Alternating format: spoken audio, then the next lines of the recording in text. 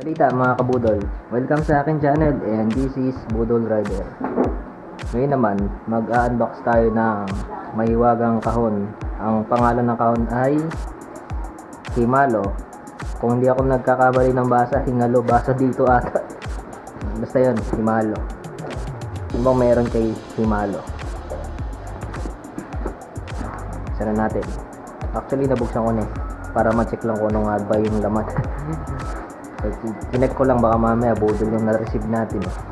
So yun, ayun, mahaba, parang espada. So yun, pork pala.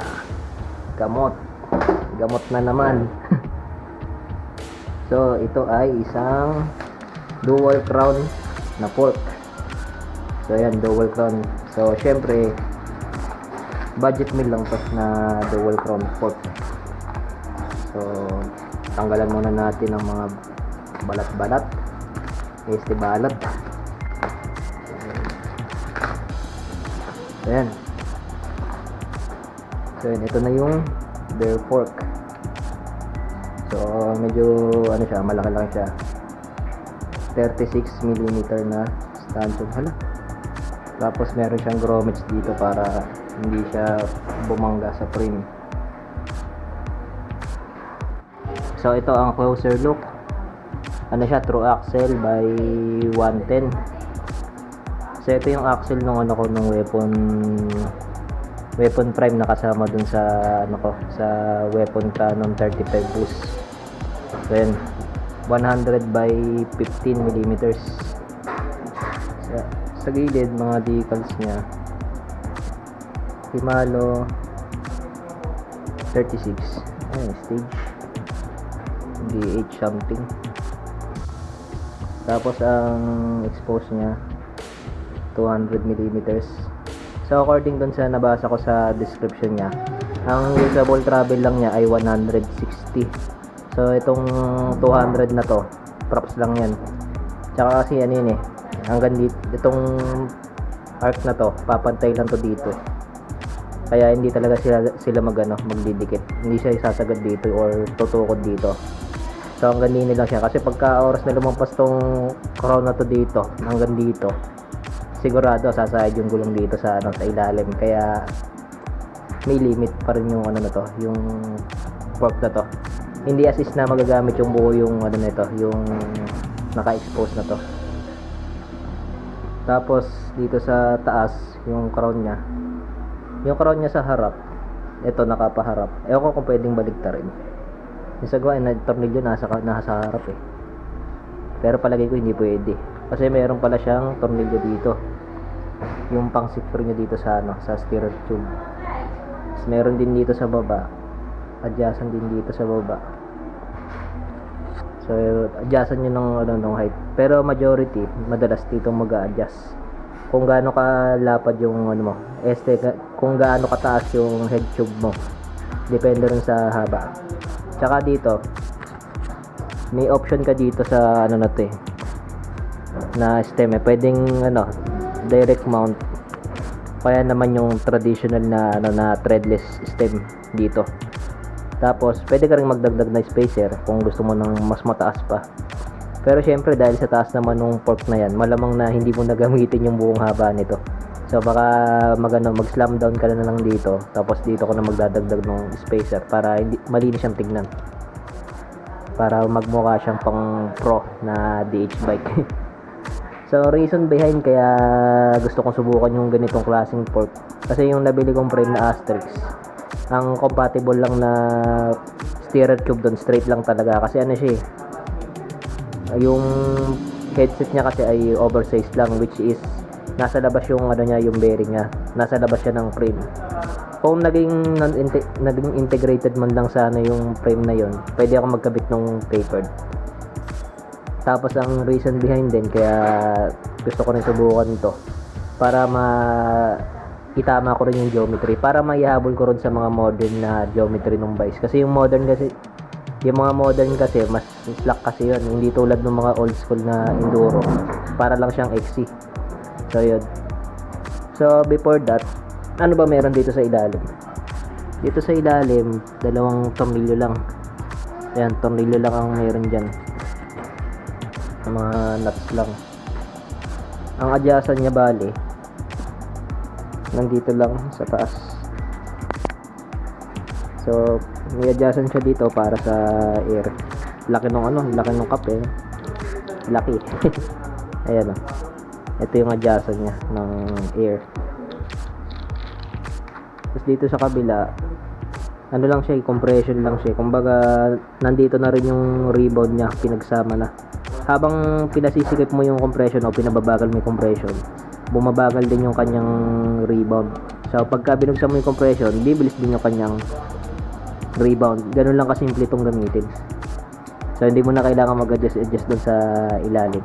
Yun nga lang, pag nag-adjust ka rito, hindi mo siya pwedeng paghiwalay ng adjust. Talagang isa lang siya na magkasama na.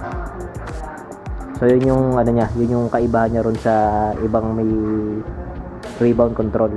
So ito kasi pinagsama yung compression tsaka yung rebound. At higit sa lahat, wala siyang lockout. So yung parang pinaka-lockout nito, yung pinakamabagal lang na compression. Yun na yung pinaka-lockout niya. Tapos ang axle niya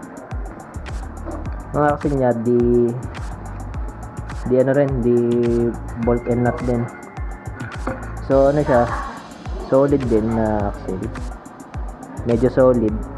Malalim dito eh. Medyo malalim siya dito eh. Tapos pagdating sa gitna, solid. Tapos meron siyang thread. Ito. May thread siya. So yung sukat niya, hindi siya maluwang dito. So makakaraan talaga tong nut niya dito. Ayun, hindi rin siya basta naipapasok kasi meron siyang yung gatla. Kumbaga isa lang yung pwesto niya. Meron siyang gatla, ayun ito parang pang spanner. Tapos papasok lang din siya. Ayun, swakat na siya. Tapos tsaka may babalik yung axle. So sukat natin kung kasya yung 110. Ayan, 110 yan, sakto. So yun, ito yung 110 na axle. Ayan, sakto yung axle ng hubs ko. So meron din itong variant na na 20mm yung yung axle niya. 20mm by 110mm. So mas pinataba naman yung sa 20. Katulad nung doon sa Weapon Animal Pro. So isa rin sa dahilan kung bakit ko siya naisipan na piliin. Siya kahawig siya halos nung Weapon Animal Pro. Pagka pinagmasdan din yung forma niya, parang tulad din siya dun sa Weapon Animal Pro. Iba nga lang yung decals. Tapos yung axle niya, iba yung axle niya kasi naka lang to 110 by 15 lang. Yung sa Weapon kasi 110 by 20mm. So yun yung pinagkaiba niya. Pero specs wise, halos parehas lang siya kasi ito 36mm din yung yung kanyang stanchions. Tapos meron siyang direct mount kagaya ng sa Weapon Animal Pro na fork. So ngayon naman tingnan natin kung ano yung mga nakasulat dito. So nakasulat dito TS Air made in Taiwan. Tapos meron siyang yung para sa rider width. Ang hirap intindihin ng rider width nito. Ito pala. Mataas pala pababa. So ibig sabihin ang maximum lang nito nasa 100 kilo lang yung pwedeng sumakay. Ayun 99.6. Tapos pinakamagaan 54. Tapos ang hangin niya 970 to 90 PSI. Hindi mataas-taas pala hangin dito. Tapos ang maximum niya ay hanggang 120. Ewan ko kung totoo to So ayun max pressure not exceed to 150 PSI. So yun lang talaga, yun na yung sagad niya. So pagka nasagad mo siya, sasabog yung air piston niya. Kaya ingat. Tapos dito, meron siyang dito, tornilyo dito. Ewan ko lang kung para saan to. Siguro lalagyan siguro to ng langis. Pagka gusto mo siyang lagyan ng langis para maging smooth siya. Ayos din. At syempre merong warning. Wala to sa sa ads Ba't ganun? Use only for warning, use only for cross country on mountain downhill. Okay pala. Nag-warning pa kayo. Improper use of this fork can result in fork and personal failure and personal injury. So yun lang. Kala ko naman seryoso tong warning na to. Kala ko donut eh. May warning naman. Pero syempre, use for only. Pasok pa rin sa hilig natin sa all mountain, downhill. Pwedeng pang trail, pwedeng pang XC. Kulang na lang long ride eh. Pero syempre, malamang to. Dahil sa presyo nito, hindi talaga advisable to na gamitin sa downhill or sa pre-ride. All mountain, pwede pa sa mga enduro races. Pwede pa malamang eh. Kasi all mountain yun eh. Pwede pa ron. Tsaka sa mga trail. Pwede yan. Pero dun sa mga pre-ride siguro, may ibang usapan na. So yun, tinakot ako nung warning sign na to. Kala ko bawal sa cross country, all mountain tsaka downhill eh, di useless yung fork pag gaganon. Laki-laki pa naman na stanchion. So yun, ngayon naman test naman natin yung ano niya, yung laro niya tsaka yung compression niya. Wow, tigas. Tigas ito, gigilin ito. Tigas. Pila kayo hangin ito. Ito na yung pinakamaluwang na progression.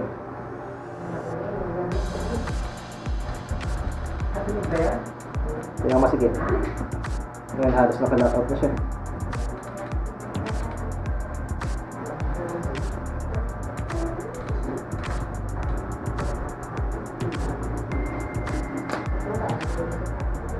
Check natin yung hangin.